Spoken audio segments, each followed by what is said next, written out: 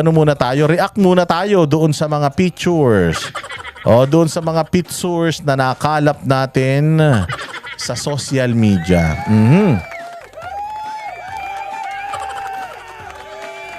Ito ang mga nakalap natin na picture. Ayan, hindi natin to na-reactionan eh. Pero itong si Pangulong Marcos, yung pinakamagaling nating Pangulo, ewan ko kung bakit magaling, baka naggagamot. Wala naman sakit. Wala naman sakit, gamot ng gamot.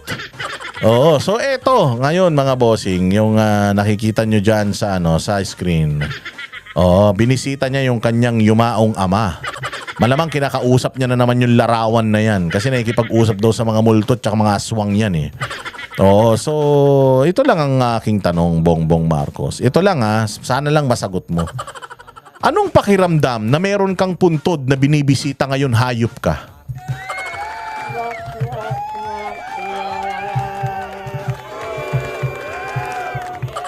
Anong pakiramdam na meron kang pinibisitang puntod ng mga magulang mo samantalang si Pangulong Duterte taon-taon din yan bumibisita sa kanyang mga magulang, itinapon mo siya sa ibang bansa. Hindi na siya makakabisita sa kanyang mga magulang sa libingan. Samantalang ikaw, dati namang walang libingan niyang hayop na tatay mo, ipinalibing ni Pangulong Duterte diyan sa libingan ng mga bayani. Putang ina ninyo. Wala sana kayong binibisita yung angkanyong mga satanas kung hindi dahil kay Pangulong Duterte. Ano kaya ang pakiramdam na naglalakad ka sa ibabaw ng puntod ng tatay mo na ang nagpalibing sa tatay mo yung presidente na hinayop-hayop mo? Paki-explain lang sa amin. Total matigas naman ang mukha mo. Anong pakiramdam na nabibisita mo yung tatay mo dahil ipinalibing ng pinakamagaling na presidente ng Pilipinas, si Pangulong Duterte, tapos yung nagpalibing sa tatay mo, ipinatapon mo sa ibang bansang hudas ka? Tapos hindi na niya mabisita yung kanyang mga magulang. Isipin mo nga.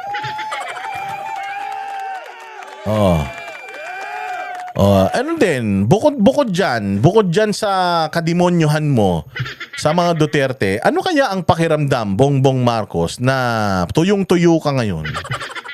Hindi yung utak mo tuyong-tuyo na talaga. Pero ang tanong, ano kayang pakiramdam na tuyong-tuyo kayo, umuulan, hindi mo tumutulo mga bubong nyo, lagi kayong may mainit na pagkain na isinasalpak dyan sa mga bunganga nyo? Ano kayang pakiramdam nyo ngayon na pinirmahan mo yung flood control project na yung mga proyekto, yung mga gastusin, General Appropriations Act of 2025, ano kayang pakiramdam mo, Bongbong? Habang nakikita mo itong mga binaha ngayon sa Cebu.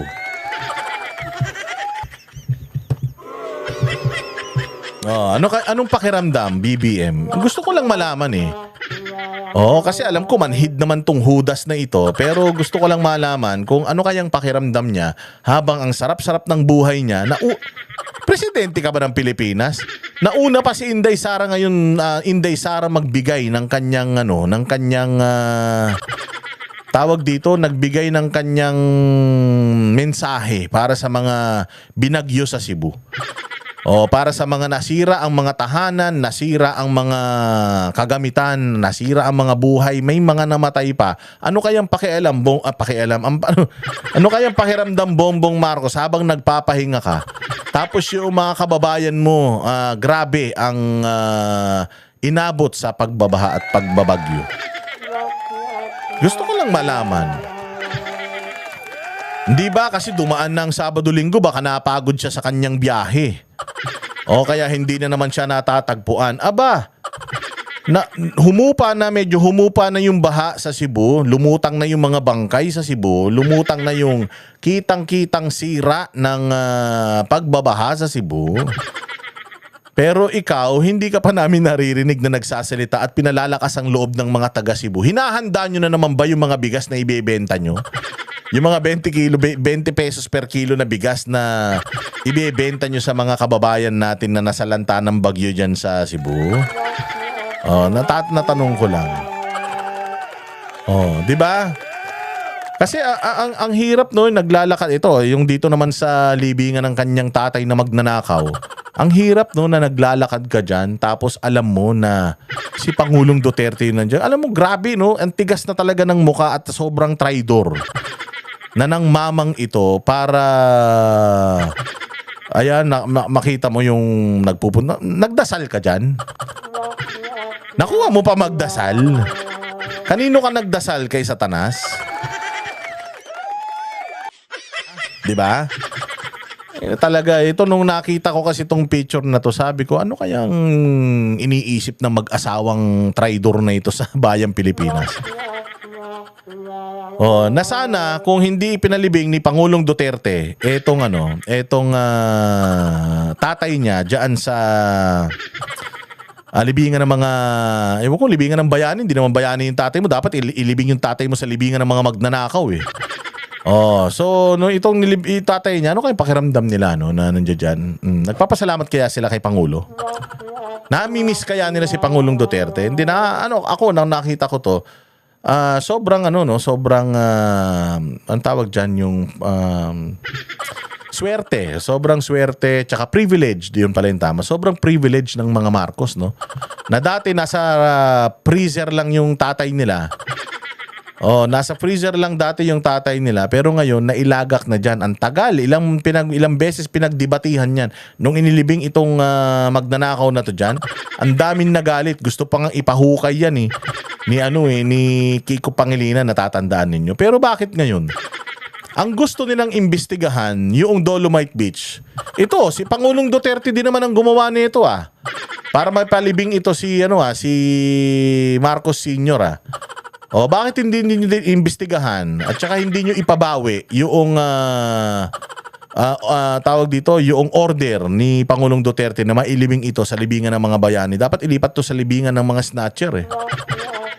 Saan ba libingan ng mga snatcher? O bigyan niyo to ng pinakamalaking lupa dun. Tsaka may pinakamalaking baliktad na krus.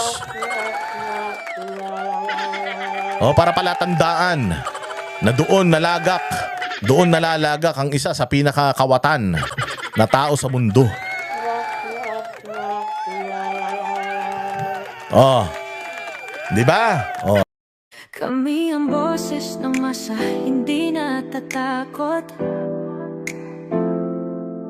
Katotohanan lang, di kami nalulunod. Walang bahid ng sismis, lahat ay totoo. Kahit sino ka pa, pag mali ka babanatan ka. Walang pinipili kulay, wala kaming kinikilingan. Basta para sa bayan, kami lalaban. Pag tama palapakan, pag mali banatan. Di matitinag, di matatakot, para sa bayan tuloy ang sigaw. Sa harap ng kamera, walang halong takot. Mga baluktot, lahat kayo'y tutumba. Ang hustisya at totoo, yun lang ang mahalaga. Kahit sinong harang, di kami matitinag. Walang pinipiling kulay, wala kaming kinikilingan. Basta para sa bayan, kami lalaban. Pag tama palapakan, pag mali banatan. Di matitinag, di matatakot, para sa bayan tuloy ang sigaw. Kung nasa tama ka, ikaw ay aming kasama. Pero pag mali ka, handa ka na bang mabasag? Banateros kami, walang inuunan. Dahil bayan muna, bago ang sarili.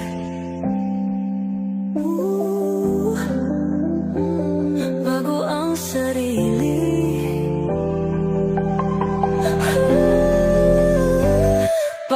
Sama palakpakan